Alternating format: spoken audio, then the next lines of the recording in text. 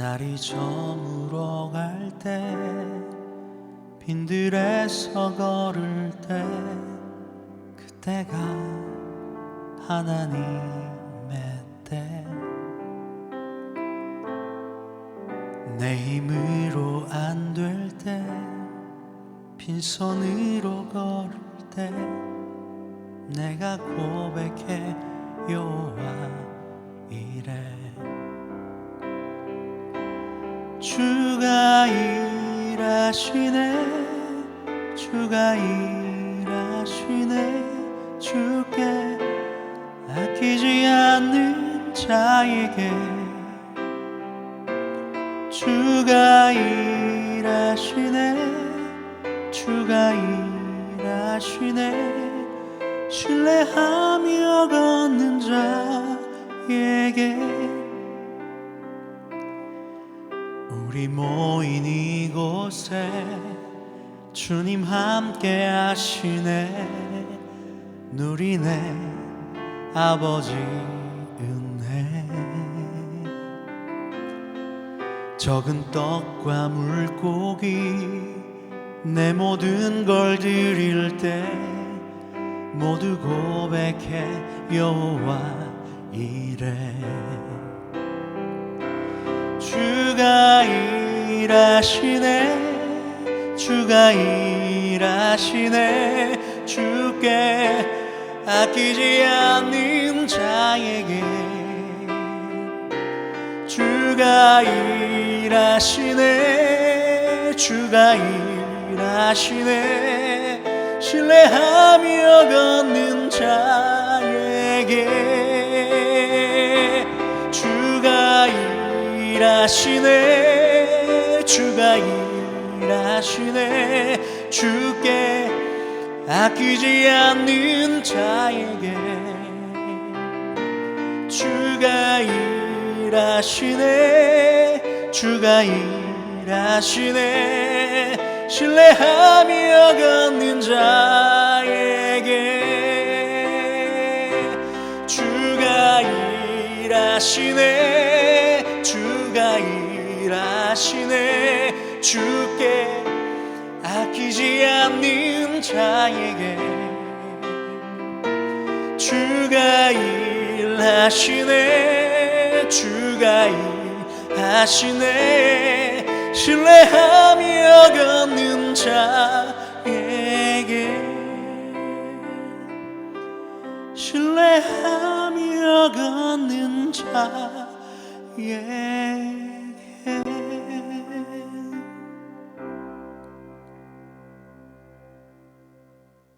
할렐루야. 주님께 모든 것을 맡겨드리는 우리의 삶이 되길 원합니다. 이 시간 하나님께서 우리에게 주신 말씀 함께 보도록 하겠습니다. 요한복음 2장 23절에서 25절까지 말씀입니다. 요한복음 2장 23절에서 25절까지 말씀 함께 보겠습니다. 6월절에 예수께서 예루살렘에 계시니 많은 사람이 그의 행하시는 표적을 보고 그의 이름을 믿었으나 예수는 그의 몸을 그들에게 의탁하지 아니하셨으니 이는 친히 모든 사람을 아시며 또 사람에 대하여 누구의 증언도 받으실 필요가 없었으니 이는 그가 친히 사람의 속에 있는 것을 아셨음이니라. 아멘. 할렐루야. 예수님께서는 우리 안에 들어있는 것을 알고 계십니다. 우리는 간혹 우리 안에 무엇이 있는지, 내가 무엇으로 살아가는지를 모른 채 그냥 세상에 빗대고 세상에 기대고 세상에 속해서 무엇이 하나님은 우리를 향하신 구원의 방법인지 그걸 모른 채 그냥 살아갑니다. 그런데 예수님은 분명히 알고 계셨습니다. 오신 목적도 알고 계셨고 어디로 가야 되는지도 알고 계셨고 또 그뿐 아니라 우리에 대해서도 너무나도 잘 알고 있었습니다. 예수님께서는 그들의 안에, 사람들 안에 무엇이 있는지를 알고 계셨다고 합니다. 예수님께서 기적을 베푸실 때, 이적을 베푸실 때에 그 표적을 보고 사람들이 예수님을 믿기 시작합니다. 그런데 예수의 이름을 믿기 시작할 때 아직 예수님을 통하여 무엇이 일어날지 그리고 그분이 우리에게 무엇을 원하시는지 보다 그들 안에 단순히 보여지는 기적을 보며 그것을 예수님을 바라보고 기적을 행하시는 분, 아니면 선지자, 아니면 우리가 믿어야 할 메시아, 우리의 꿈과 내가 원하는 것을 이루어 주실 분 등으로 믿고 있는 것을 우리는 알 수 있습니다. 왜냐하면 24절에 보면요, 예수님이 이렇게 말씀하셨거든요. 예수는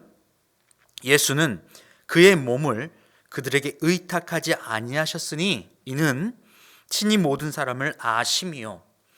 예수님께서 그들이 믿기 시작하는 순간부터 너가 나를 믿는구나, 나를 지지하는구나, 그럼 넌 나의 아들이고 나의 사람이다라고 하면서 서로 믿고 맡기며 서로 이렇게 할 수 있습니다. 그런데 예수님은 의탁하지 아니하셨다고 합니다. 이때 의탁한다는 표현은요, 킹 제임스 버전으로 보면요, 이렇게 표현하고 있습니다. But Jesus did not commit himself unto them because he knew all men. commit라고 하는 표현을 씁니다. 의탁하다, 맡기다. 이 표현은요, interest and or trust라는 표현으로도 씁니다. 완전히 그 사람을 신뢰해서 그 사람과 나의 마음이 같아서 내 것을 다 맡기고 의탁한 상태를 이야기합니다. 그런데 예수님은 그들에게 의탁하지 않았대요. 왜요? 왜냐하면 예수님은 그들을 모두를 알고 있었기 때문에. 무슨 말입니까? 그들의 마음과 예수님의 마음이 달랐다는 거죠. 분명히 23절에는요 이렇게 이야기합니다. 예루살렘에 계신 많은 사람들이 그의 행하시는 표적을 보고 그의 이름을 믿었으나, 표적을 보고 그의 이름을 믿었대요. 이때 이들이 믿는 예수가 예수님께서 원하시고 자신이 보여주려고 하는 그분의 자체를 믿는다기보다는 그들 안에 여전히 그들의 요구와 그들이 원하는 것을 이루어 주실 분 정도로 알고 믿고 있다는 것을 우리는 이 구절에서 알 수 있습니다. 예수님께서 그들을 완전히 믿지 않으셨어요. 왜요? 우리도 마찬가지예요. 교회에 나올 때 많은 기대를 합니다. 하나님, 나의 필요와 나의 요구를 채워주세요. 내가 절에도 갈 수 있고, 아니면 내가 선앙당에 갈 수도 있고, 아니면 무당을 찾아갈 수도 있지만 나는 그곳을 찾아가지 않고 교회에 나왔어요. 교회에 나왔으니 예수님이 내 요구를 들어주셔야만 해요. 등으로 우리는 교회를 다니기도 합니다. 예수님은 분명히 잘못 알고 있는 거예요. 오늘 요한복음 3장에서 많은 사람들이 예수님의 기적을 행하시는 것을 보고 그 표적 행하시는 걸 보고 예수님을 믿었더라, 그의 이름을 믿었더라 했을 때 그들의 상태와 같은 상태로 우리는 교회를 다니고 있습니다. 많은 사람들이 말이에요. 교회에 와서 내 요구를 채워주고 내 요구가 이루어지면 감사하다고 표현하고 이루어지지 않으면 싫어하고요. 반드시 이루어 줘야 합니다. 협박하기도 합니다. 그 말은 무엇입니까? 내 안에 내가 무엇이 들었는지 그것을 제대로 파악하고 있지 못하기 때문에 그래요. 바로 여기에 우리 인생에 문제가 있습니다. 문제가 무엇인지 파악하지 못한 채 그 문제를 해결하려고 하기보다 그 문제로 인하여 발생된 주변 머리들을 정리하려고 합니다. 우리의 기도도 그렇게 나아갑니다. 주님, 내가 저 사람이 싫은데 저 사람을 해결해 주세요. 나의 이 환경이 싫은데 내 환경을 해결해 주세요. 등으로 변화하고 바뀌어야 할 나를 바라보지 않고 변하고 바꿔야 될 내 환경을 바라보고 있습니다. 바로 이것이 우리의 잘못된 시선이죠. 예수님이 그들을 바라보고 그들의 마음을 분명히 아셨어요. 예수님은 아셨거든요. 24절을 다시 한번 볼까요? 예수는 그의 몸을 그들에게 의탁하지 아니하셨으니 이는 친히 모든 사람을 아심이라. 어떻게 해요? 25절에요. 사람에 대하여 누구의 증언도 받으실 필요가 없었으니 왜냐하면 이는 그가 친히 사람 속에 있는 것을 아셨음이니라. 예수님은요 우리 안에 무엇이 들어있는지를 알고 계세요. 재미있게 보시면요 앞으로 예수님의 표적을 바라본 사람들 안에 예수님이 그의 마음들이 어떻게 변화할지에 대해서 예수님이 주의 깊게 바라보는 것을 우리는 알 수 있어요. 이때도 예수님께 기적을 보고 표적을 보고 예수님께 나왔고 그 예수님을 믿는다 하고 나온 사람들이요 그들의 마음에는 아직 그리스도 예수를 진짜 예수로 나의 그리스도로 믿지 않고 있다는 사실을 우리는 알 수 있습니다. 예수님은 그들의 마음을 다 알고 계셨거든요. 이뿐만이 아닙니다. 예레미야 17장에서 보면요 이런 표현도 있습니다. 예레미야 17장 9절에서는요 만물보다 거짓되고 심히 부패한 것은 마음이라.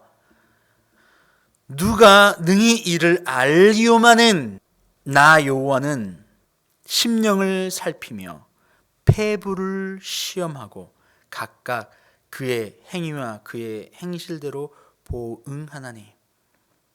여호와는 그들의 마음 안에 그들의 영을 살펴보신다는 겁니다.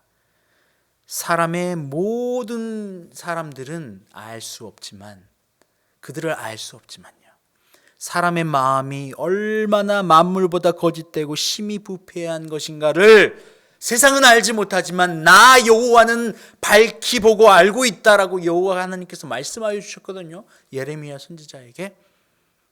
여러분, 이것입니다. 우리가 바라봐야 할 것이 바로 이겁니다. 우리의 마음을 바라보아야 합니다. 어떻게 할 수 있습니까? 마음에서 나오는 것과 입에서 나오는 것, 내 실제 안에 있는 것과 밖에 있는 것 어떻게 할 수 있죠? 마태복음 15장을 보면요, 예수님께서 외식하는 자들에 대한 이야기를 합니다. 외식이 밖에서 밥 먹는 걸 이야기한다고 하지 않았습니다.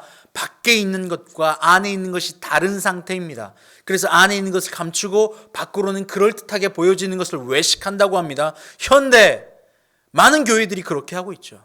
교회를 다니는 종교인들 말입니다. 진짜 크리스찬들 말고요. 종교인들이 이런 모습을 띠고 있어요. 근데 그거에 대한 이야기를 마태복음 15장에서 하고 있습니다. 마태복음 15장 7절 말씀이에요. 외식하는 자들아, 이사야가 너희에 관하여 잘 예언하였도다. 이 백성은 입술로는 나를 공경하되 마음으로는 내게서 멀도다. 오늘 말씀과 똑같지 않나요? 입술로는 나를 공경하되, 그들이 눈으로 바라볼 때에, 왜요? 그들은 안을 볼 수 없거든요. 그래서 눈으로 바라볼 때에 예수님의 표적을 바라보고 예수님의 이름을 믿기 시작합니다. 그런데요, 예수님은요, 그들의 마음을 이미 알고 계셨기 때문에 그들에게 자신을 위탁하지 않으셨어요. 믿지 않으셨다는 말입니다. 왜요? 입으로는 나를 공경하되 마음으로는 내게서 멀도다. 이것이 예수님이 하신 표현입니다. 여러분, 이것을 예수님은 분명히 알고 계셨거든요. 우리가 믿는 하나님은 세상과 다릅니다. 세상은 바라보지 못해요. 그런데 여호와 하나님은 알고 있습니다. 어떻게 해요? 사무엘상 16장 7절에도 이렇게 이야기하죠. 여호와께서 사무엘에게 이르되 그의 용모와 키를 보지 말라. 내가 이미 그를 버렸노라. 내가 보는 것은 사람과 같지 아니하니 사람은 외모를 보거니와 나 여호와는 중심을 보느니라 하시더라. 여러분, 이겁니다. 사람은 외모를 본대요. 겉에를 본다는 겁니다. 그러나 여호와 하나님께서는 안을 보시는 분입니다. 마음을 보시는 분입니다. 예수님도 그들이 다가올 때에 알았어요. 그 마음을 말이에요. 여러분, 예수님께 나아갈 때 무엇을 가지고 나가야 합니까? 예수님께서 우리를 바라보실 때 무엇을 가지고 나가야 합니까? 물질이요? 아니요. 물질은 우리 마음에 무엇이 있는지를 보여주는 증표이긴 하지만 그게 아닙니다. 그냥 그것은 증거이지 원래 본연 자체가 아닙니다. 본질이 아니라는 거예요.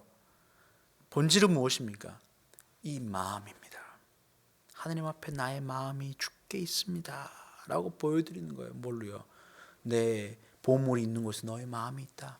주님, 나의 보물은 돈이 아니에요. 그래서 내 돈, 물질 다 하나님 겁니다. 그래서 내가 헌금을 하나님 앞에 올리는 겁니다. 그리고요, 내 마음에 보물이 내 자식이 아니에요. 사람이 아니에요. 그래서 사람 의지하지 않고 그들에게 내 것을 주며 예수님이 하셨던 것처럼 내 주인이 예수님이기 때문에 그래요. 여러분, 그렇습니다. 사람은 외모를 보지만 여호와 하나님은 우리의 중심을 보시는 분이십니다.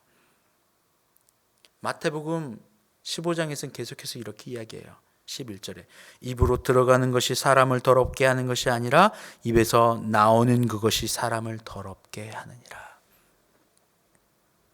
입에서 나오는 것이요.